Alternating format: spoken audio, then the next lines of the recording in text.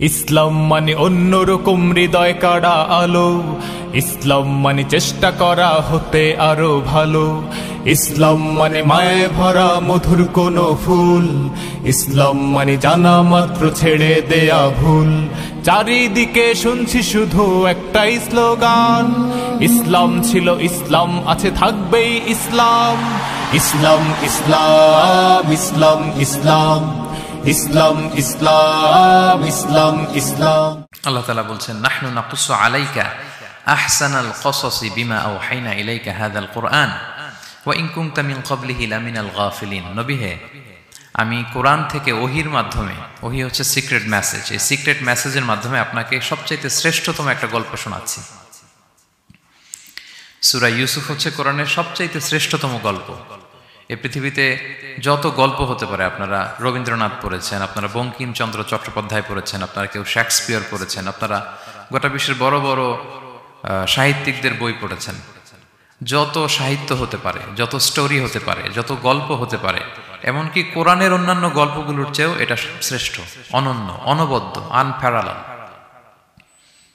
একটা গল্প যে কত নান্দনিক হতে পারে, একটা গল্প কত জীবন্ত হয়ে মানুষের চোখে ধরা পড়তে পারে, সেটা আল্লাহ তাআলা শব্দের, আরবি শব্দের বুননে, ভাষার প্রাঞ্জলতা এই সূরাতে ফুটিয়ে তুলেছেন। এত সুন্দর একটা গল্প আল্লাহ তাআলা বলছেন আহসানুল কাসাস, মানে সবচাইতে শ্রেষ্ঠ গল্প নবী হে আপনাকে শোনাচ্ছি।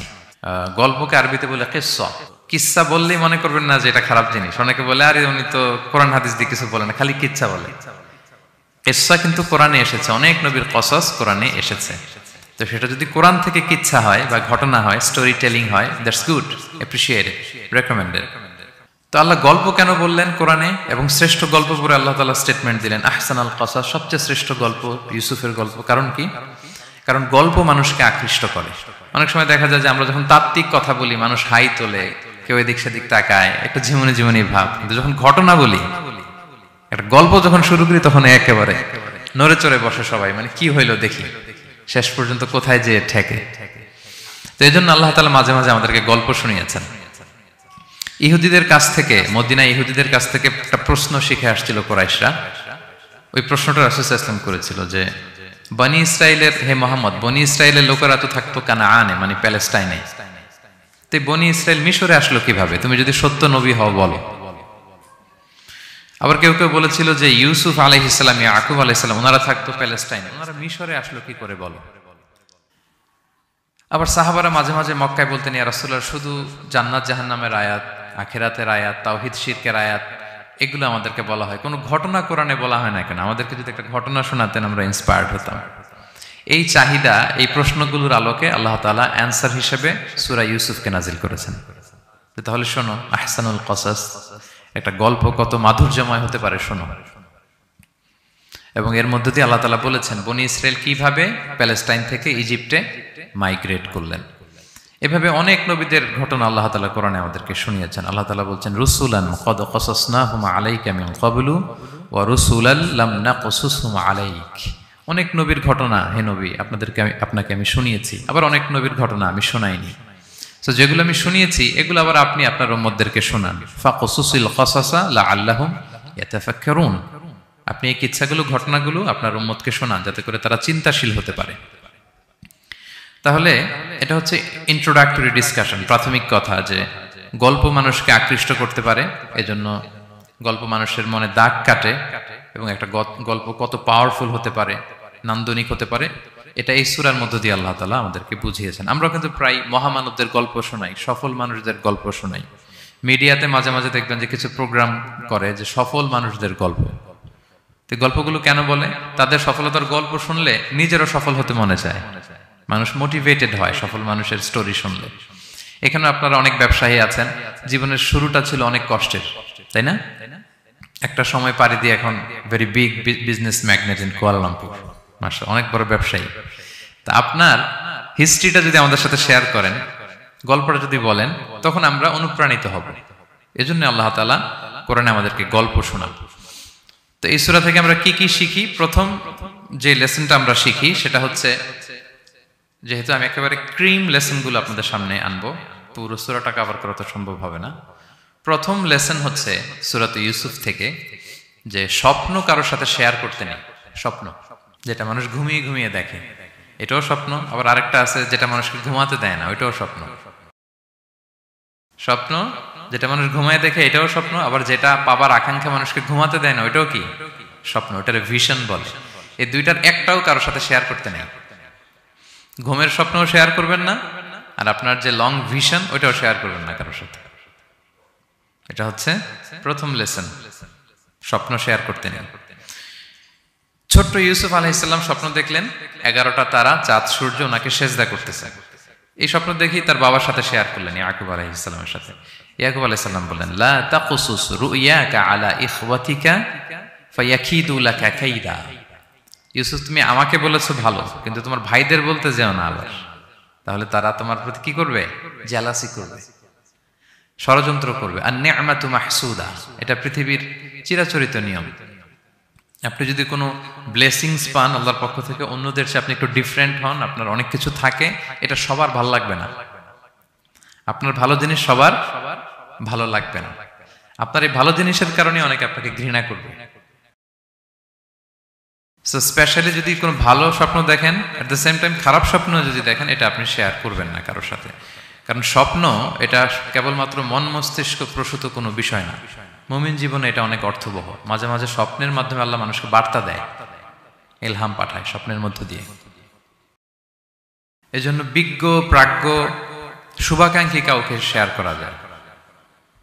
যার জ্ঞান নেই বা ব্যক্তিগত জীবনে পাপী, ভালো মানুষ নয় বা হিংসুক টাইপের, এদের কাউকে আপনার কখনো স্বপ্ন শেয়ার করবেন না। ভালো স্বপ্ন দেখলে শুকরিয়া করবেন আল্লাহর, আলহামদুলিল্লাহ, আল্লাহ কবুল করো।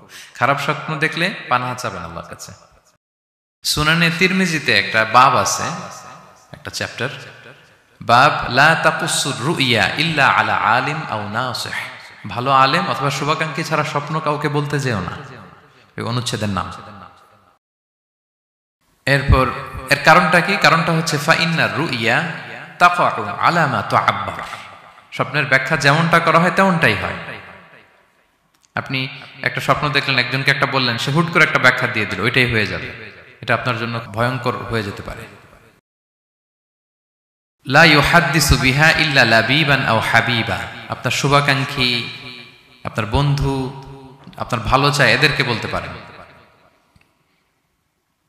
কিন্তু যার এই ব্যাপারে জ্ঞান নেই, হুটহাট করে ব্যাখ্যা করবে, এরকম কাউকে বলা যাবে না। কারণ যেমন ব্যাখ্যা করা হবে তেমনটা হবে। ইউসুফ আলাইহিস সালাম ভালো স্বপ্নের ব্যাখ্যা জানতেন, ইয়াকুব আলাইহিস সালাম ভালো স্বপ্নের ব্যাখ্যা জানতেন, আল্লাহ রাসূল সাল্লাল্লাহু আলাইহি ওয়াসাল্লাম ভালো স্বপ্নের ব্যাখ্যা জানতেন। আবু বকর রাদিয়াল্লাহু তাআলা আনহু সাহাবীদের মধ্যে সবচেয়ে ভালো স্বপ্নের ব্যাখ্যা জানতেন। ইভেন রাসূল সাল্লাল্লাহু আলাইহি ওয়াসাল্লাম মাঝে মাঝে স্বপ্ন দেখে আবু বকরকে বলতেন, দেখি ব্যাখ্যা করো তো তুমি। তাবিঈদের মধ্যে মুহাম্মদ ইবনে সিরিন খুব ভালো স্বপ্নের ব্যাখ্যা জানতেন। এক লোক এসে মুহাম্মদ ইবনে সিরিনকে বলল যে আমি দেখলাম আমার ছেলে পানি খেতে খেতে পেটটা এত বড় হয়ে গেছে। এই একই স্বপ্ন আরেকটা লোকও দেখলো, দেখে এক মূর্খের কাছে জিজ্ঞেস করলো। সে বলল, সর্বনাশ, এত বড় পেট হয়ে গেছে, তোমার ছেলে তো মারা যাবে। ঠিকই কদিন পরে ছেলেটা মারা গেল। আর একই স্বপ্ন দেখে এই লোক মুহাম্মদ ইবনে সিরিনকে জিজ্ঞেস করেছিল, উনি বলেছেন যে তোমার ছেলে তো অনেক বড় আলেম হবে। ঠিক তাই হয়েছে, ওই ছেলে অনেক বড় আলেম হয়েছে। তো ফাইন্না রুইয়া তাকাউ আলা মা তুআব্বার। স্বপ্নের ব্যাখ্যা তেমন হয় যেমন এটার ব্যাখ্যা করা হয়। রাসূল সাল্লাল্লাহু আলাইহি ওয়াসাল্লাম একবার স্বপ্নে দেখলেন যে তিনি, ওনাকে দুধ দেয়া হয়েছে, বাটিতে দুধ খাচ্ছেন, পরে আঙ্গুলের ফাঁক থেকে দুধ বেরোচ্ছে। এই সামান্য একটু দুধ রাসূল সাল্লাল্লাহু আলাইহি ওয়াসাল্লাম উমরে ফারুককে দিলেন। সাহাবারা বললেন, মাযা আউয়ালতা বিহি ইয়া রাসূলুল্লাহ, এটা তাওয়িল কি? তখন বললেন, আউয়ালতু বিহি আল ইলম, এটা দিয়ে আমি জ্ঞান বুঝিয়েছি। মানে উমরে ফারুকের আল্লাহ তাআলা অনেক জ্ঞান দিবে। স্বপ্নে কেউ দুধ খাচ্ছেন, এটা আপনার জ্ঞানের প্রতীক। রাসূল সাল্লাল্লাহু আলাইহি ওয়াসাল্লাম স্বপ্নে দেখলেন লোকজন দাঁড়ানো, কারো গায়ের জামা এতটুকু, কারো এতটুকু, কারো হাঁটু পর্যন্ত, আর উমরে ফারুক জামা একেবারে টেনে হিচড়ে যাচ্ছে। তো সাহাবারা বললেন, মাযা আউয়ালতু বিহি ইয়া রাসূলুল্লাহ, এই স্বপ্নের তাওয়িল কি, ব্যাখ্যা কি? রাসূল সাল্লাল্লাহু আলাইহি ওয়াসাল্লাম বললেন, আউয়ালতু বিহি আদ-দীন আত-তাকওয়া, এটা দ্বারা আমি দিনদারি বুঝিয়েছি। মানে উমরে ফারুকের দিনদারি অনেক বেশি। স্বপ্নে কেউ ছোট জামা দেখলে তার দিনদারি কমতেছে, এটার একটা আলামত। তো এই জন্য হুট করে স্বপ্নের কথা কাউকে শেয়ার করতে নেই। রাসূল সাল্লাল্লাহু আলাইহি ওয়াসাল্লাম ফজরের সালাতের পরে মসজিদে নববীতে সালাম ফিরিয়ে সাহাবাদের দিকে মুখ ফিরিয়ে বসতেন, তাসবিহ পড়তেন। এরপর জিজ্ঞেস করতেন, হাল রাআ আহাদুম মিনকুম আল বারিহাতা রুইয়া, গত রাতে কেউ কোনো স্বপ্ন টপ্ন দেখেছে নাকি? তো তখন সাহাবারা এই স্বপ্ন বলতেন, রাসূল সাল্লাল্লাহু আলাইহি ওয়াসাল্লাম ব্যাখ্যা করতেন। সুবহানাল্লাহ, কত সৌভাগ্যবান ছিলেন তারা। তাহলে স্বপ্ন বলা যাবে নাকি কাউকে? শুধু মুরাদ ভাই বলবে না, বাকিরা বলবে? স্বপ্ন বলবেন কাউকে?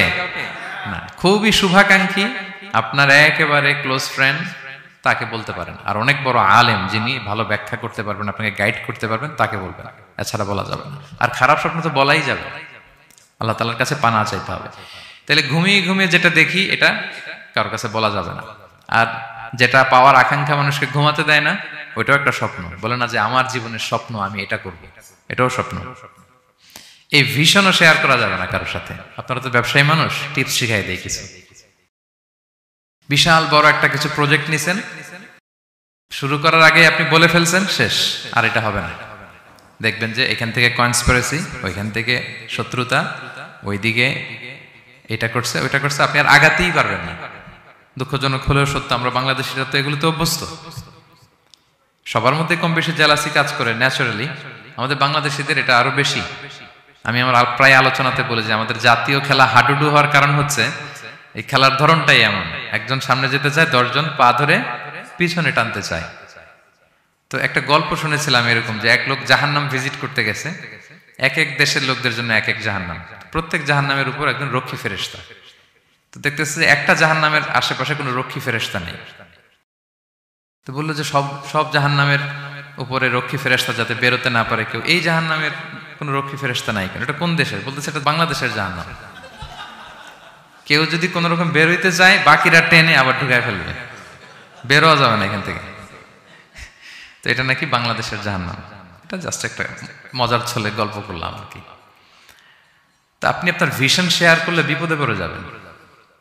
আপনি প্রপার হোমওয়ার্ক করবেন, গ্রাউন্ড ওয়ার্ক করবেন, কাউন্সিলিং করবেন, প্রজেক্ট দাঁড় করাবেন, লঞ্চিং প্রোগ্রামের দিন সবাইকে জানাবেন। সব রেডি, এবার আর কেউ কিছু করতে পারবেন, এটা দাঁড়ায় গেছে, সব রেডি আমার। লঞ্চিং জাস্ট একটা ফর্মালিটিস, তারপরে আমার কাজ শুরু হবে। কিন্তু আপনি আগেই যদি সবাইকে জানায় ফেলেন, হবে এটা? হবে না। এটা হচ্ছে 1 নম্বর লেসন, স্বপ্ন শেয়ার করতে নেই। এই লেসনটাকে ক্লিয়ার প্রিয় ভাই এবং বোনেরা? আচ্ছা, মুভিং অন, 2 নম্বরে চলে যাই। সূরা ইউসুফের 2 নম্বর লেসন হচ্ছে চরিত্র হচ্ছে মানব জীবনের সবচেয়ে দামি সম্পদ, আপনার ক্যারেক্টার।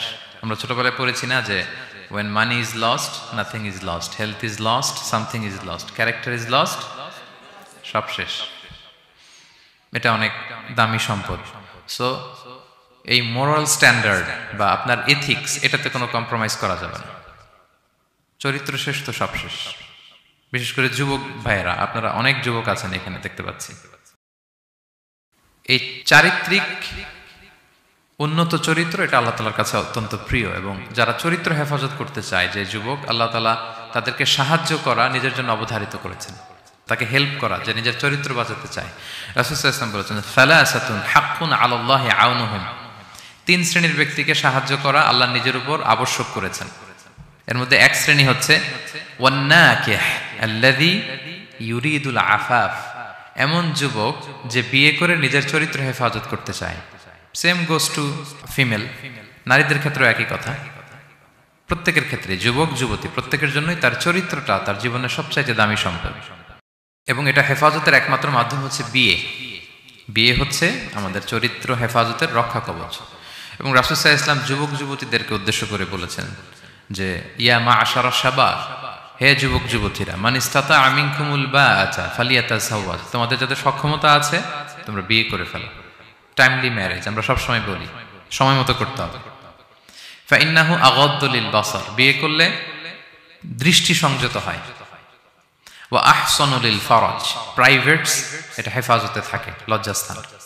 ওমান লাম ইয়াস্তাতি', যদি কারো সক্ষমতা না থাকে, ফাআলাইহি বিস-সাওম, সে যেন রোজা পালন করে। ফাইন্নাহু লাহু বিজা, এটা তার জন্য ঢাল স্বরূপ।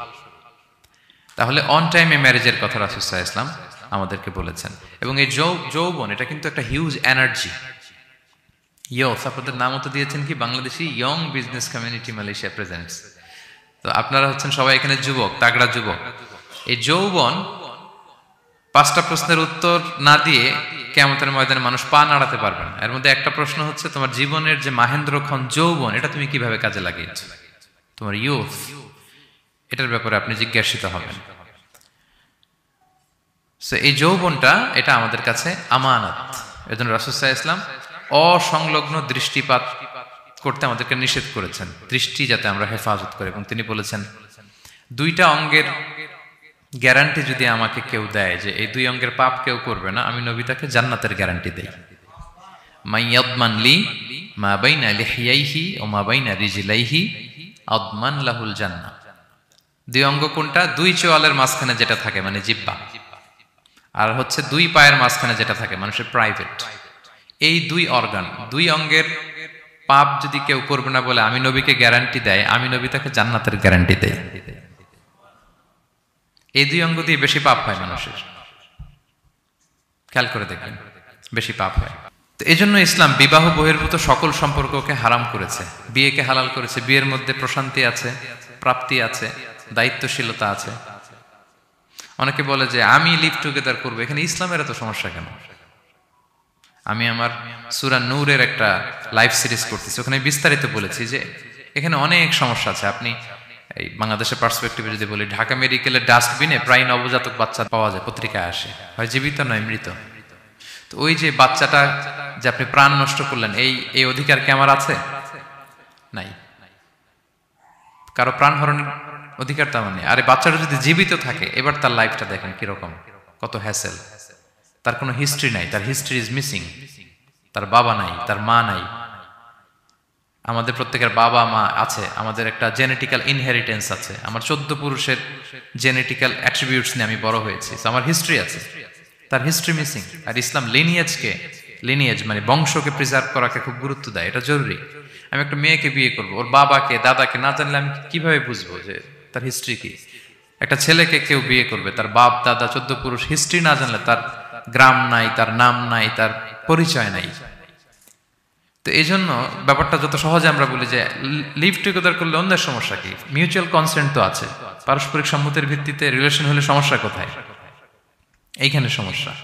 লিনিয়েজ প্রিজার্ভ করা যায় না, তার রাইটস ভায়োলেট হয়। ছোট্ট ছেলে মেয়েরা তাদের মায়ের আদর পাবে, বাবার আদর পাবে, এটা তার অধিকার না? তো যে ছেলেটা ডাস্টবিনে পড়ে রইল, লেটস সে কোনো অরফ্যান হাউস তাকে নিয়ে আসলো, এতিমখানা, তো সে কি বাবা মায়ের আদরটা পায়? এই ছোট্ট ছেলে নিজের জামা নিজে ধোয়, নিজের কাপড় চোপড় নিজে গুছায়, তার বাবা নাই মা নাই। সে বাইরে বেরোলে দেখে অন্যান্য বাচ্চাদেরকে মা বাবা কত আদর করে, তার হিস্ট্রি সে জানে না। তো কত বড় অপরাধ আপনি করছেন দেখছেন? এজন্য বিবাহ বহির্ভূত সকল সম্পর্ককে ইসলাম হারাম ঘোষণা করে। বিয়েকে ইসলাম বৈধ করেছে। প্রশান্তি আছে, দায়িত্বশীলতা আছে, সামাজিকতা আছে, সভ্যতা বিনির্মাণের একটা স্ট্রাকচার্ড সিস্টেম আছে। এজন্য বিয়ে বহির্ভূত সম্পর্ক হারাম। আপনারা জানেন যে সুন্দরী জুলাইখা ইউসুফ আলাইহিসসালামকে পাপের প্রস্তাব দিয়েছিল, নিষিদ্ধ প্রেমের প্রস্তাব দিয়েছিল। 7টা দরজা বন্ধ করে ওয়াগাল্লাকাতিল আবওয়াবা ওয়া ক্বালাত হাইতা লাক, 7 দরজা লক করে বলেছিল এসো। আর তখন ইউসুফ আলাইহিস সালাম যে শব্দটা উচ্চারণ করেছিলেন, এটা গোটা বিশ্বের যুবকদের জন্য একটা মহৌষধ। তিনি বলেছিলেন মাআযাল্লাহ, যেটা আমরা বলে অভ্যস্ত, আমরা বলি নাউযু বিল্লাহ, সেম থিং, একই জিনিস। আল্লাহ আমি তোমার কাছে পানাহ চাই। এরকম ইনবক্সে যদি প্রস্তাব আসে, এরকম মেসেজ যদি আসে, পাপের কোনো হাতছানি যদি আসে, আমরা সাথে সাথে কি বলবো? মাআযাল্লাহ। কি বলবো? মাআযাল্লাহ, আল্লাহ এই পাপ থেকে আমি বাঁচতে চাই, আল্লাহ আমি পানাহ চাই। এবং পরে ইউসুফ আলাইহিস সালামকে সে বলেছিল তুমি যদি মেনে না নাও তোমাকে জেলে বন্দী করা হবে, জেলেই পাঠানো হবে। তিনি বলেছিলেন ক্বালা রাব্বিস সিজনু আহাব্বু ইলাইয়া মিম্মা ইয়াদউনানি ইলাই, আল্লাহ যে পাপের দিকে তারা আমায় ডাকে তার চেয়ে জেলখানা আমার জন্য ভালো। তিনি কারাবরণ করেছিলেন, চরিত্র হেফাজতের জন্য কারাবরণ করেছিলেন। তো এই যে বিশুদ্ধ চিত্ত, এই যে চারিত্রিক দৃঢ়তার আর্কিটাইপ, এই ইউসুফ আলাইহিস সালামের এই গল্প গোটা বিশ্বের সকল নওজওয়ানদের জন্য এটা প্রেরণার বাতিঘর, এটা আমাদের জন্য lesson. He is our icon. তো 2 নম্বর পয়েন্টটা ছিল চরিত্র আমাদের জীবনের সবচেয়ে দামি সম্পদ। প্রিয় ভাই এবং বোনেরা, আমরা সব ছাড়লেও আমাদের চরিত্র যেন আমরা নষ্ট না করি। এই পয়েন্টটা ক্লিয়ার সবার কাছে? আচ্ছা, মুভিং অন। 3 নম্বর পয়েন্টস হচ্ছে যারা জীবনে সফল হয়, সফল লোকেরা, তারা কখনো কোনো অজুহাত দেয় না বা অজুহাত খোঁজে না। সফল লোকেরা দেখবেন যে এক্সকিউজ দেয় না। এক্সকিউজ আমাদের, এইটা নাই, এটা হয় নাই, ওইটা হয় নাই, আমার ক্যাপিটাল নাই এজন্য ব্যবসা করতে পারি না, আমার মামা খালু নাই এজন্য চাকরি হয় না, দেশে এই সমস্যা এজন্য আমি দাঁড়াতে পারি না। এগুলো কাদের কথা বলেন তো? ব্যর্থদের কথা। যারা সাকসেসফুল ইন দেয়ার ক্যারিয়ার, জীবনে যারা সফল, এরা কখনো কি দেয় না? এক্সকিউজ দেয় না, অজুহাত দেয় না। They create their own path, they create their own space. তারা তাদের নিজেদের রাস্তা গড়ে নেয়। রাস্তা আপনাকে কেউ করে দিয়ে যাবে না, আপনার রাস্তাটা আপনাকে করতে হবে। তো এই যে অজুহাত দেয় না, সামনে শুধু আগায়, ইউসুফ আলাইহিসসালাম এক্ষেত্রে আমাদের জন্য আদর্শ। আপনি একটু খেয়াল করে দেখেন, এই যে আমাদের মধ্যে এত হতাশা, এটা নাই ওইটা নাই, এত হতাশা, হতাশ হওয়ার মতো কি ছিল না ইউসুফ আলাইহিসসালামের জীবনে? বলেন, হতাশাগ্রস্ত হওয়ার মতো কি ছিল না? ওনার জীবনে সব ছিল। হতাশ হওয়ার জন্য, হাল ছেড়ে দেওয়ার জন্য যা যা দরকার সব ছিল। ছোটবেলায় ভাইদের ষড়যন্ত্র, ওনাকে পিটিয়ে মেরে আহত করে কুয়ার মধ্যে ফেলে দেওয়া হয়েছে, অন্ধকার কুয়া, ছোট্ট বাচ্চা। সেখান থেকে এক ক্যারাভেন কাফেলা এসে ওনাকে নিয়ে মিশরে বিক্রি করে দিল, দাস কেনাবেচার বাজারে। কৃতদাস উনি, এখন কৃতদাস। আর আমাদের মতো স্বাধীন মুক্ত মানুষ নন, কৃতদাস হিসেবে বিক্রি করে দেয়া হলো, সার্ভেন্ট। আজিজে মেসরের ওখানে যে উনি কৃতদাস হিসেবে জীবনযাপন শুরু করলেন। নারীর ছলনায় এখানে ফিতনার সম্মুখীন হলেন, কারাবরণ করলেন। হতাশ হওয়ার মতো কি ছিল না? বলেন, সব ছিল। উনি তো হাল ছেড়ে দিলে, ইউসুফ আলাইহিসসালামের সবার আগে হাল ছেড়ে দেওয়ার কথা ছিল। কুয়ার মধ্যে যখন পড়ছে, খালাস, আমি শেষ, আমার তো জীবনে আর কোনো আলো নাই। দাস কেনাবেচার বাজার যখন বিক্রি, তখনই তো হাল ছেড়ে দেওয়ার মতো, আমার জীবন তো শেষ, মুক্ত জীবন তো আর নাই। জুলাইখা যখন অত্যাচার করতেছিল, তখনই হাল ছেড়ে দেওয়ার মতো ছিল। জেলখানায় মোর দেন আ ডেকেড, 12 বছর জেলখানায় ছিল, মানে মোর দেন 10 ইয়ার্স, 10 বছরের বেশি। তো তারপরেও তিনি কি করেন নাই? অজুহাত দেয় নাই। ধৈর্যের সাথে, সাহসিকতার সাথে একটার পর একটা পথ পরিক্রমা তিনি পাড়ি দিয়েছেন। এবং দেখেন যে উনি জেলখানার ভেতরে যে পুরো জেলখানার পরিবেশ চেঞ্জ করে ফেলছিলেন আল্লাহর নবী ইউসুফ আলাইহিস সালাম। জেলখানায় কারা যায় বলেন তো দেখি? চোর, ডাকাত, গুন্ডা, বদমাশ, তাই না? তো ওখানে যে উনি দেখলেন যে কারা কর্তৃপক্ষ এই গুন্ডা বদমাশদেরকে নিয়ন্ত্রণে রাখতে হিমশিম খাচ্ছে। আল্লাহ নবী ইউসুফ আলাইহিস সালাম ওনার চারিত্রিক মাধুর্যতা দিয়ে, ওনার পার্সোনালিটি দিয়ে, ওনার আচরণ দিয়ে, সবকিছু দিয়ে সবার মন জয় করে ফেললেন। কয়েক মাসের ব্যবধানে পুরো মিশরের জেলখানা ওনার নিয়ন্ত্রণে। সবার অসুস্থ যারা সেবা শুশ্রূষা করলেন, যাদের কাউন্সেলিং দরকার কাউন্সেলিং করতে লাগলেন। মাঝখানে আবার 2জন কয়েদি স্বপ্ন দেখলো, তারা দেখলো যে এখানে স্বপ্ন বলতে হইলে ইউসুফকেই বলতে হবে। ইউসুফ আলাইহিস সালামের কাছে বললো, উনি সুন্দর স্বপ্নের ব্যাখ্যা করলেন। এরপর প্রপার একটা টাইমে দাওয়াতি কাজ শুরু করলেন। তার মানে আপনার রাস্তা যদি একটা বন্ধ হয়, আরো 10টা খোলা, ঠিক কিনা? একটা দরজা বন্ধ, আল্লাহ তাআলা আরো অনেকগুলো দরজা খুলে দিবেন। One door is closed, many doors are open, আরদুল্লাহি ওয়াসিআ। দাওয়াতি কাজ আপনি করতে চাইলে অনেক জায়গা খোলা আছে। এবং জেলখানা, কারাবরণ, কোনো কিছু দিয়ে আল্লাহ নবী ইউসুফ আলাইহিস সালামকে দমানো যায় না। দমানো গিয়েছে না। যেন সফলরা এগুলো বলে না, আমি তো কারাবরণ করছিলাম, আমি তো 10 বছর ছিলাম না, আমার তো এই সমস্যা। এগুলো সফল লোকদের কথা না। আপনারা নেলসন ম্যান্ডেলার নাম শুনেছেন? সাউথ আফ্রিকার প্রথম প্রেসিডেন্ট। উনি কত বছর কারাবরণ করেছিলেন জানেন?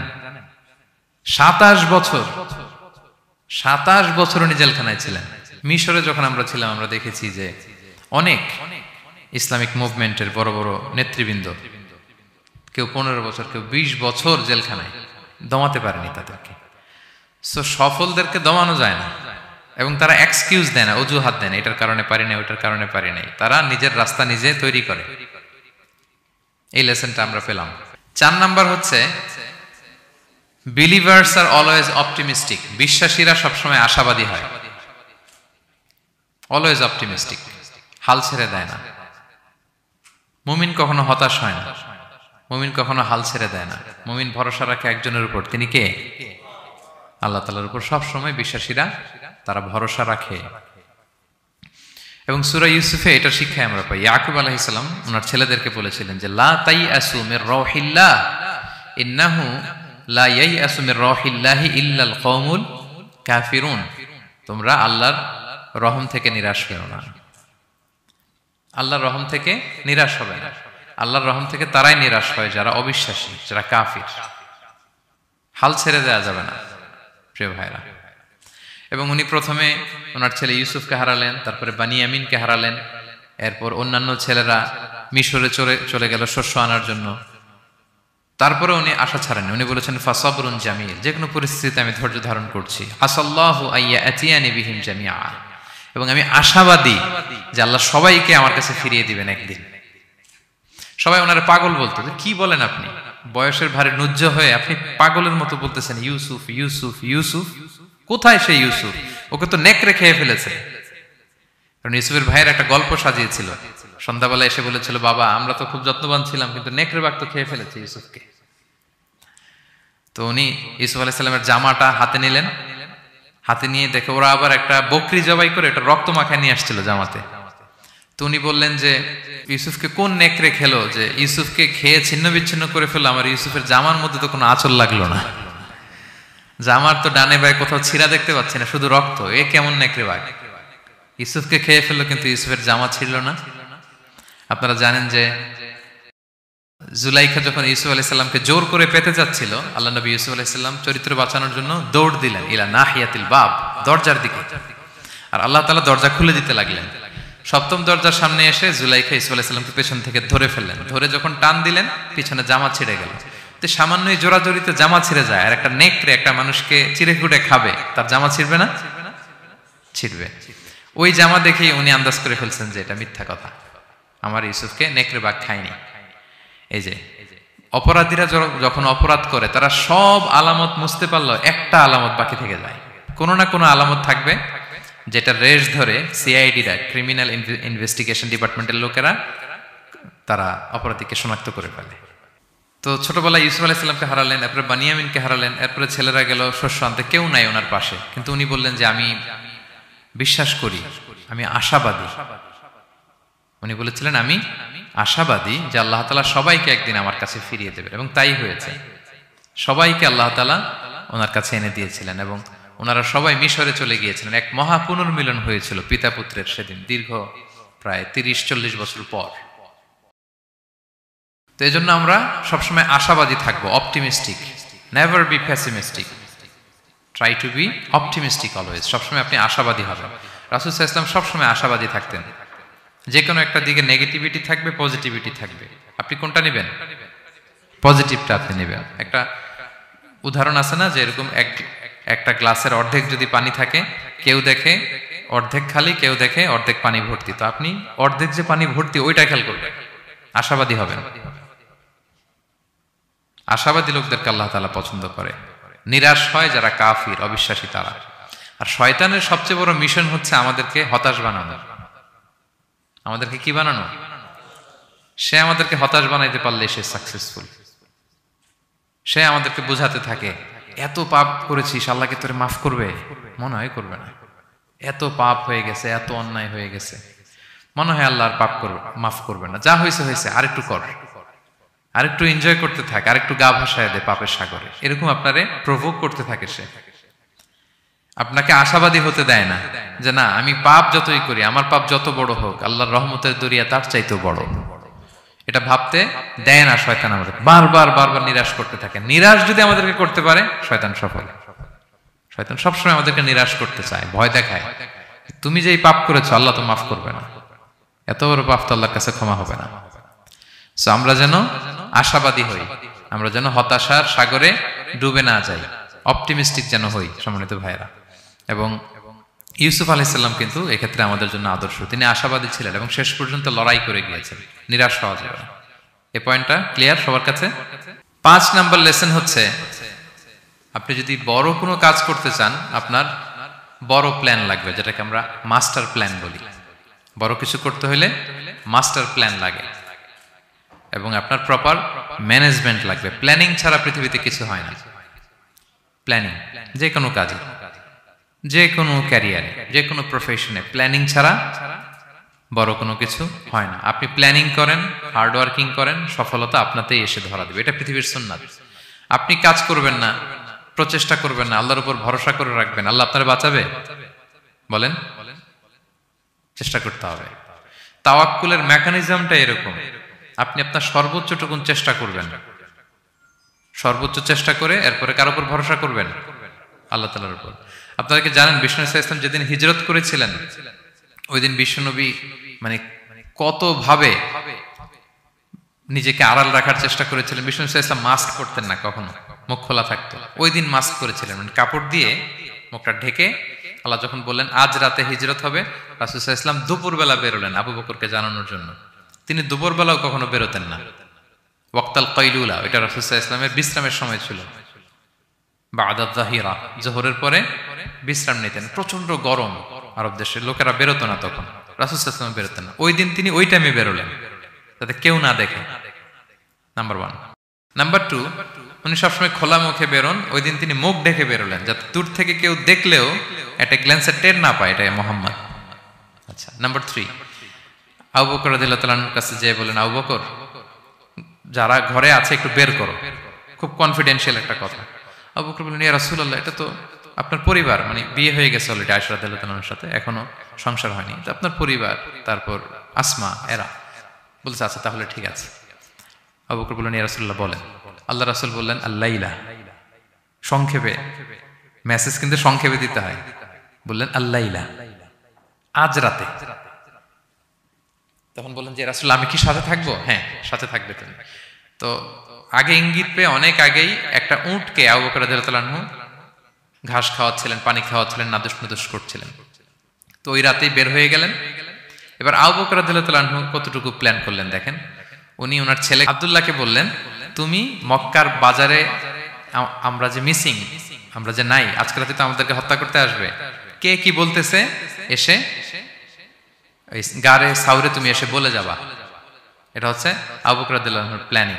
এই যে প্ল্যানিং যে কত দরকার, বড় কাজের জন্য যে প্ল্যানিং লাগে। রাসূল সাল্লাল্লাহু আলাইহি ওয়াসাল্লাম প্ল্যান করছে কিভাবে? দুপুরে বেরোইছেন, মুখ ঢেকে বেরোইছেন, সবার সামনে বলতে চাচ্ছেন না, শর্ট ওয়ার্ড দিয়ে বলে ফেলতেছেন।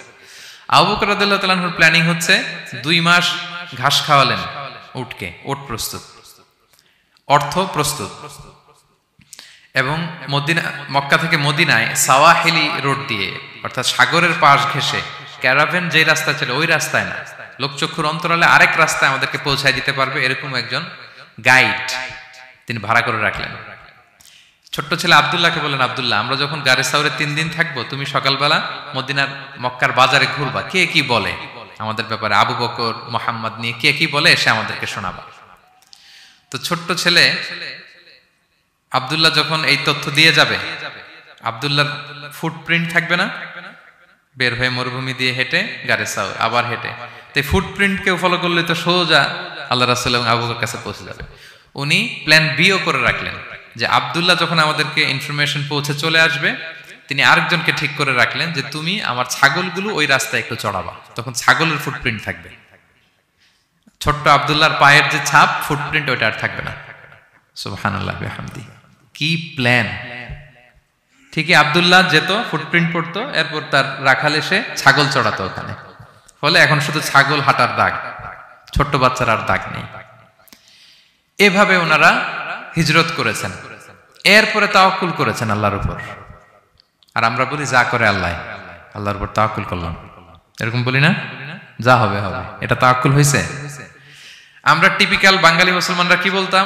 আমি আল্লাহর নবী, আমি কাফেরদের নাকের ডগার উপর দিয়ে যাব, দেখি কে ঠেকায়, কার শক্তি বেশি, কুরাইশদের শক্তি বেশি না আল্লাহর শক্তি বেশি, এরকম বলতাম না? যে আমি রাতের বেলায় কেন যাব, আমি দিনের বেলায় আবু জাহেলের নাকের ডগার উপর দিয়ে হেঁটে যাব, দেখি কার শক্তি বেশি, আমার আল্লাহ বড় নাকি আবু জাহেল বড়। এরকম সস্তা কিছু আবেগিক কথা আমরা বলতাম। কিন্তু বিষ্ণু ঈসা ইসলাম কিরকম প্ল্যানিং করেছেন দেখেন, ওনার রোলটা উনি প্লে করেছেন, এবং সব শেষে ভরসা করেছেন কার উপর? আল্লাহ তাআলার উপর। তাহলে প্ল্যানিং, বড় কাজ করতে হলে আপনাকে প্ল্যানিং লাগবে। উনি কি প্ল্যান করলেন শোনেন। উনি যখন জেলখানায় ছিলেন, রাজা একটা স্বপ্ন দেখলেন যে 7টা গাভী হৃষ্টপুষ্ট, তাদেরকে গিলে খেয়ে ফেলতেছে 7টা জীর্ণ শীর্ণ গাভী, আর 7টা সবুজ গমের শীষ, 7টা শুকনো গমের শীষ। এই অদ্ভুত স্বপ্ন দেখে উনি হয়রান, ঘুম ভেঙে গেল, ডাকলো সবাইকে, কেউ স্বপ্নের ব্যাখ্যা বলতে পারে না, সবাই বলতেছে আদগাস আহলাম, এটা অলিক স্বপ্ন, এর ব্যাখ্যা আমরা জানি না। তখন একজন বলল, রাজার যে সাকিল মালিক, সে বলল একজন আছে জেলখানায় আমার সাথে পরিচয় হয়েছিল, তার নাম ইউসুফ, ও পারবে। ইউসুফ আলাইহিস সালামকে বলা হলো, ইউসুফ আলাইহিস সালাম ব্যাখ্যা দিলেন, 15 বছরের মাস্টার প্ল্যান জানাই দিলেন রাজাকে। কয় বছরের? উনি বললেন যে প্রথম 7 বছর কি করবা? ক্বালা তাজরাউনা সাবআ সিনিনা দাআবা। প্রথম 7 বছর উনি বললেন যে একটা দুর্ভিক্ষ আসছে, ভয়ঙ্কর দুর্ভিক্ষ, ড্রট। এই দুর্ভিক্ষের কারণে গোটা বিশ্বে খাদ্য সংকট দেখা দিবে। নেক্সট 7 ইয়ার্স মিশরের সব জায়গায় কাল্টিভেটেড ল্যান্ড যেগুলো আছে চাষ করতে হবে ইচ্ছে মতো। এই 7 বছর চাষ করতে হবে, খেতে হবে কম, জমায় রাখতে হবে বেশি। এরপরের 7 বছরে কোনো বৃষ্টি হবে না, মারাত্মক দুর্ভিক্ষ, মাটি ফেটে চৌচির, পানি নাই কোথাও। ওই জমিয়ে রাখা প্রথম 7 বছরের খাবার দিয়ে পরের 7 বছর আপনাদেরকে ট্যাকেল দিতে হবে। এরপরে 7-7-14 শেষে 15তম বৎসরে প্রচন্ড বৃষ্টি হবে, সুজলা সুফলা শস্য শ্যামলা হয়ে যাবে মিশরের অলি গলি সবকিছু। তাহলে প্ল্যান করলেন, মাস্টার প্ল্যান করলেন কয় বছরের? 15 বছর। রাজা শুনে তো অবাক, বলতেছে সর্বনাশ, এই লোক কোথায় ছিল? নিয়ে আসতে চাইলেন, উনি বললেন না, আমি বেরোবো না, আমাকে মিথ্যা অপবাদ দিয়ে কারাবরণ দেওয়া হয়েছিল, আগে ওটা সেটেল করেন। ওটা সেটেল করা হলো, গোটা মিশরবাসী জানলো, বিনা অপরাধে কারাবরণ। এরপর উনি বেরোয় আসলেন। সাথে সাথে রাজা বলল, আপনাকে আমি আমার একেবারে কাছের লোক, ব্যক্তিগত সহকারী বানাবো। উনি বললেন না, ইন্নী হাফিজুন আমিন, আমি হচ্ছি হাফিজ, যে কোনো জিনিস ভালো প্রিজার্ভ করতে পারি। এই যে আলনি আলা খাজাইনিল আরদ, আপনি আমাকে ফিনান্স মিনিস্টার বানান। তার মানে অনেক সময় নিজের ঢোল নিজের পেটাতে হয়। যখন দেখবেন যে না, আশেপাশে যেগুলো আছে এগুলো সব হচ্ছে বোকা শোকা, এরা দায়িত্ব নিলে শেষ করে ফেলবে, ওই ক্ষেত্রে নিজের ঢোল নিজে পেটানো জায়েজ। তো ইউসুফ আলাইহিস সালাম দেখলেন যে আমি যদি এটার রেসপন্সিবিলিটি নেই, তাহলে এই মাস্টার প্ল্যান আমি বাস্তবায়ন করতে পারবো। উনি বললেন, আমাকে ফিনান্স মিনিস্টার অফ ইজিপ্ট বানান, অর্থ মন্ত্রণালয়ের দায়িত্ব দেন। দেয়া হলো ওনাকে, এবং রাজাও দেরি করলেন না, মুহূর্তের মধ্যে ফিনান্স মিনিস্টারের দায়িত্ব দিয়ে দিলেন। এটাকে বলে ম্যারিটোক্রেসি। ইংরেজিতে কি বলে? ম্যারিটোক্রেসি, মানে পদ দেয়া হবে ম্যারিটের ভিত্তিতে। সিঙ্গাপুরের 3টা বা 4টা ন্যাশনাল পলিসির মধ্যে একটা হচ্ছে ম্যারিটোক্রেসি। তারা এত আগায় যায় কেন? ছোট্ট সিঙ্গাপুর আগায় যাচ্ছে এত। তারা ওই জহুর বারু থেকে পানি নিয়ে ওইটারে প্রসেসিং করে ড্রিঙ্কিং ওয়াটার বানায়, আবার জহুর বারুর কাছে ড্রিঙ্কিং ওয়াটারের বোতল বিক্রি করে। কিন্তু পানি নিছিল কোত্থেকে? জহুর বারু থেকে। জহুর বারু থেকে নিয়ে রিফাইন করে মিনারেল ওয়াটার এবং ড্রিঙ্কিং ওয়াটার 2 ধরনের বোতলজাত করে ওদের কাছে 3 ডবল দামে বিক্রি করে। This is called merit. আর সিঙ্গাপুরের রাষ্ট্রীয় পলিসির মধ্যে একটা হচ্ছে ম্যারিটোক্রেসি, মানে মেরিটের ভিত্তিতে পদ পাবে। এখানে চাচা মামা খালুর ফোন কলে কাজ হবে না, এখানে দলীয় কোনো কিছুর কাজ হবে না। এজন্য এরা হু হু করে আগাচ্ছে শুধু সামনের দিকে। এই ম্যারিটোক্রেসির ফর্মুলা ফলো করেছিলেন দ্য কিং অফ ইজিপ্ট। তিনি দেখলেন যে এক কারাগারে ছিল, কয়েদি ছিল, that's not a big deal. সে যে মাস্টার প্ল্যান দিছে, আমার ইজিপ্টকে বাঁচাতে হলে একে লাগবে আমার, মুহূর্তের মধ্যে ফিনান্স মিনিস্টার। অবাক করা কাহিনী। 12 বছর জেল খাটা লোক বেরোয় finance minister. This is called meritocracy. তারপর আল্লাহ নবী ইউসুফ আলাইহিস সালাম এভাবে বাস্তবায়ন করলেন। তো এই জন্য আমাদেরকে বড় প্ল্যানিং করতে হবে এবং রিসোর্স ম্যানেজমেন্ট জানতে হবে। আমার অনেক কিছু আছে, কিন্তু আমি এটাকে ম্যানেজ করতে জানি না, আপনি সফল হতে পারবেন না। আপনার অ্যাসেট আছে, টাকা আছে, নলেজ আছে, কিন্তু আপনি ম্যানেজ করতে জানেন না। আপনার ম্যানেজমেন্ট না থাকলে সফলতা আসবে না। বিশেষ করে যখন এটা গভর্নমেন্ট রিসোর্সের ব্যাপার আসে, গভর্নমেন্ট রিসোর্সকে এটা চমৎকারভাবে ম্যানেজ করতে হয়। আপনারা কি জানেন পৃথিবীতে ডেইরি প্রোডাক্টের জন্য কোন দেশ সবচেয়ে বিখ্যাত? ডেইরি? হ্যাঁ, নিউজিল্যান্ড। আর এখানে অস্ট্রেলিয়া। এখানে ডাচ লেডি একটা দুধ আছে, খান আপনারা? ডাচ লেডি কোন দেশের? নেদারল্যান্ডের বা হল্যান্ডের। হল্যান্ডে যেই পরিমাণে গরু আছে, ইথিওপিয়াতে তার 5 গুণ বেশি গরু আছে। আফ্রিকান একটা কান্ট্রি আছে ইথিওপিয়া, হল্যান্ডের 5 গুণ বেশি গরু তাদের দেশে। কিন্তু পৃথিবীতে ডেইরি ফ্যাক্টরিতে হল্যান্ড আগানো ইথিওপিয়ার চেয়ে 10 গুণ বেশি আগানো। কারণ ওদের গরু বেশি, কিন্তু ম্যানেজমেন্ট নাই। কিভাবে ডেইরি প্রোডাক্ট ওরা বের করবে, এই রিসোর্স ম্যানেজমেন্টটা জরুরি। আমাদের বাংলাদেশে আল্লাহ তাআলা অনেক রিসোর্স দিয়েছেন, এটার ম্যানেজমেন্ট নেই। আমাদের এই যে Cox's Bazar, the longest sea beach, অনেককে বললে চিনেও না। আমি অনেক জায়গায় বলেছি যে গর্ব করে যে আমাদের তো লংগেস্ট সি বিচ, জানো? কোথায় আবার এটা লংগেস্ট সি বিচ? চিনেই না কক্সবাজারকে। কিন্তু আমাদের ট্যুরিজম মিনিস্ট্রি কিন্তু এই রিসোর্সগুলোকে ম্যানেজ করে গোটা বিশ্বের ট্যুরিস্টদেরকে অ্যাট্রাক্ট করতে পারতো না। ম্যানেজমেন্টের দুর্বলতা। আমাদের সিলেটে যে হিল ট্রাক্টস এরিয়া, পাহাড়ি এরিয়া, চা বাগান, এটা অনেক বড় ট্যুরিস্ট অ্যাট্রাকশন হতে পারতো। আমাদের বান্দরবানে একবার একটা ক্যাবল কার বানাইছিল, এটা কয়েক সপ্তাহের মধ্যে ছিঁড়ে পড়ছে। এই ঘটনা শুনলে বিদেশিরা তো দূরের কথা, আপনি উঠবেন ওটাতে আপনার বাচ্চা কাচ্চা নিয়ে? তা আমরা তো গেন্টিং হাইল্যান্ডে গেলেই কেবল কারে উঠি, লাঙ্কাবিতে গেলে এই যে স্কাই কেবলে আমরা উঠি না, কি পাওয়ারফুল কেবল দিয়ে, এত সুন্দর ম্যানেজমেন্ট, এত সুন্দর সেফটি সিকিউরিটি দিয়ে ওরা এটাকে ম্যানেজ করেছে, গোটা বিশ্বের ট্যুরিস্টদেরকে আকৃষ্ট করতেছে। ওটার উপরে উঠলে আন্দামান দ্বীপপুঞ্জগুলো দেখা যায়। আপনারা যাবেন লাঙ্কাবির ওই কেবল কারে, মালয়েশিয়ার সবচেয়ে উঁচু কেবল কার, স্কাই কেবল, ব্রিজ আছে একটা। তো এই যে আমাদেরকে আকৃষ্ট করে এগুলো, কারণ they know how to manage their resources. Government লেভেলে এই রিসোর্স ম্যানেজমেন্টটা জরুরি, যেটা আল্লাহ নবী ইউসুফ আলাইহিস সালাম আমাদের চোখে আঙ্গুল দিয়ে দেখিয়েছেন। প্ল্যানিং লাগবে, মাস্টার প্ল্যানিং লাগবে, গ্রাউন্ড ওয়ার্ক লাগবে, এরপরে আপনি কাজে নামবেন। যে কোনো বড় কাজ করার আগে, যেহেতু আপনারা ব্যবসায়ী, তো আমি তো ব্যবসা বুঝি না, একটু জাস্ট শেয়ার করতেছি আর কি আপনাদের সাথে, যদি কাজে লাগে আপনাদের। যে কোনো বড় প্রজেক্ট করার আগে শর্ট অ্যানালাইসিস করতে হয়। নাম শুনেছেন না আপনারা? হ্যাঁ, শর্ট নাম শুনেছেন? আজকে শুনে যান, SWOT, শর্ট অ্যানালাইসিস করতে হয়। S for strength, W for weakness, O for opportunities, T for threats.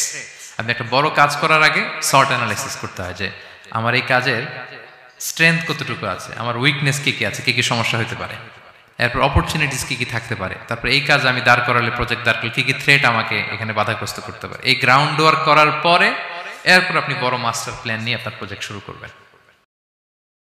Planning বড় প্রজেক্টের জন্য অনেক জরুরি, এবং রিসোর্স ম্যানেজমেন্ট, বিশেষ করে গভর্নমেন্ট রিসোর্সের ক্ষেত্রে এটা খুবই জরুরি। এবং আল্লাহ নবী ইউসুফ আলাইহিস সালামের জীবনী থেকে এই লেসন কিন্তু আমরা পাই।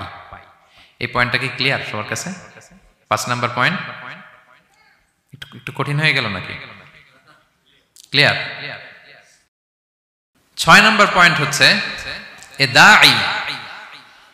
দাঈ ইজ অ্যান অপরচুনিটি সিকার। আল্লাহ নবী ইউসুফ আলাইহিস সালামের জীবনী থেকে আমরা শিখতে পারি যে একজন দাঈ হচ্ছে সুযোগ সন্ধানী, পজিটিভ অর্থে আর কি। যখন প্রপার টাইমিংটা হবে তখন সে দাওয়া দিবে, তখন সে তার মেসেজটা ড্রপ করবে, তখন সে তার বার্তাটা দিবে। কিন্তু এটা আমাদের দেশে খুবই ল্যাকিং। আমাদের দায়ীরা দেখা যায় যে মানে খুবই অসহনশীল, সহনশীলতা আমাদের দায়ীদের মধ্যে বাংলাদেশে কম। মাইক্রোফোন পেলেই ও কাফের, ও জাহান্নামী, ও বাতিল, সবাইরে জাহান্নামে পাঠায়, উনি একাই জান্নাতে যেতে চায়। তো সবাই একসাথে গেলে আরো মজা হইতো না বেশি? কি বলেন? হ্যাঁ, এখানে আপনারা কেউ নাই, আমি একা আসছি, ঘুরতেছি, খাচ্ছি, এটা কি ভালো লাগবে আমার? এই যে আপনারা সবাই আসতেছেন, গেট টুগেদার হচ্ছে, এটাই না আনন্দ। তো সবাইরে জাহান্নামে পাঠাই, আমি একা জান্নাতে গেলে এটা মজা হবে? তো এটা বুঝাবে কে ওনাদের? কথায় কথায় সে বাতিল, সে কাফির, সে গোমরা, আর উনি একাই শুধু ভালো। এটা দাঈর বৈশিষ্ট্য নয়। আরব শায়েখরা বলেন যে নাহনু দুআত লাসনা কুদাত, আমরা দাঈ, আমরা জাজ নই। আমাদের দাঈরা দাঈর চেয়েও জাজ হতে চায় বেশি, খুব জাজমেন্টাল, আমরা খুব বেশি অ্যাটাকিং কথা বলি, আমরা অন্যকে নাকচ করে দেই, বাতিল করে দেই। এটা দাঈর কাজ নয়। দাঈর কাজ শুধু পৌঁছে দেওয়া। দাঈর কাজ কি?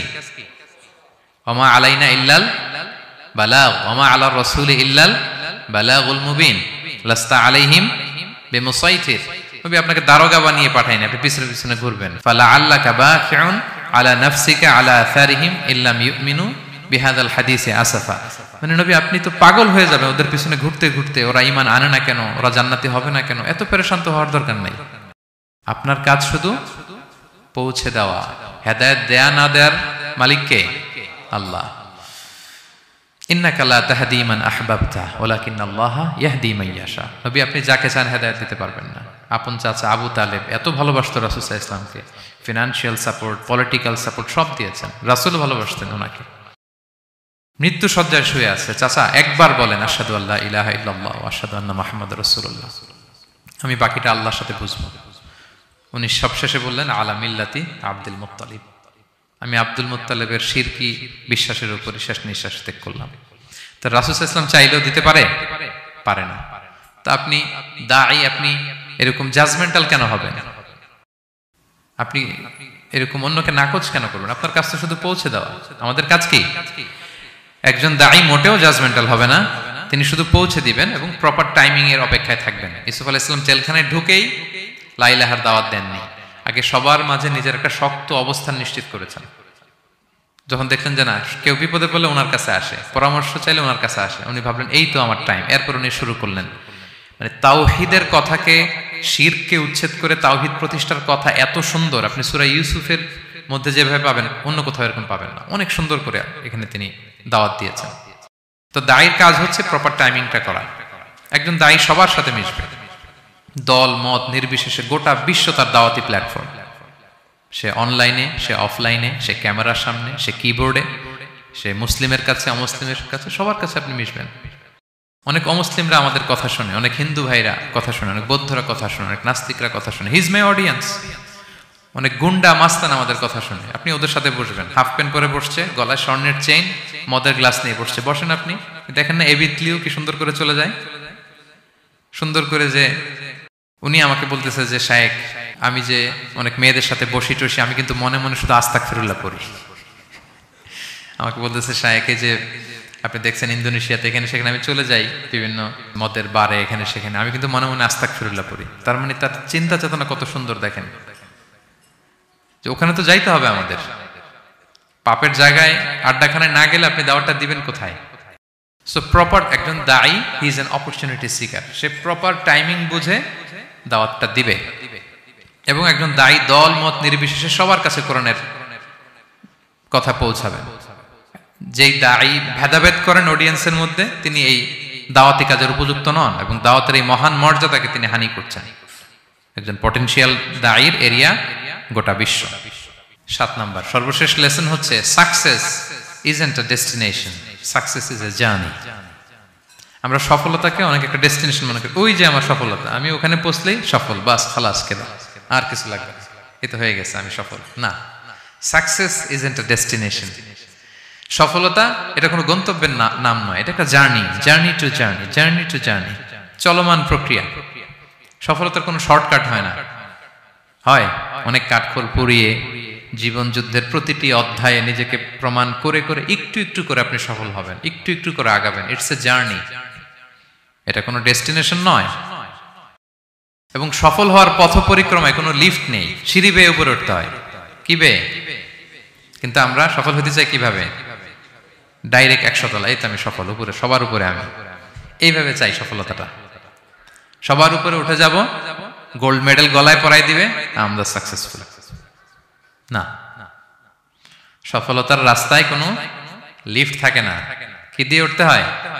সিঁড়ি বেয়ে ঘাম জড়িয়ে উঠতে হয়। দেখেন, শুধু আলোর মুখ দেখার জন্য মায়ের পেটে আমাদের কত সময় লাগছে বলেন তো? জাস্ট একটু লাইট, হ্যাঁ, 9 মাস 10 মাস সময় লাগছে শুধু একটু আলো দেখবো আমরা। একটু আলোর মুখ দেখার জন্য আমার লাগছে 9 মাস। আর এখানে আমরা শর্টকাট খুঁজি খালি।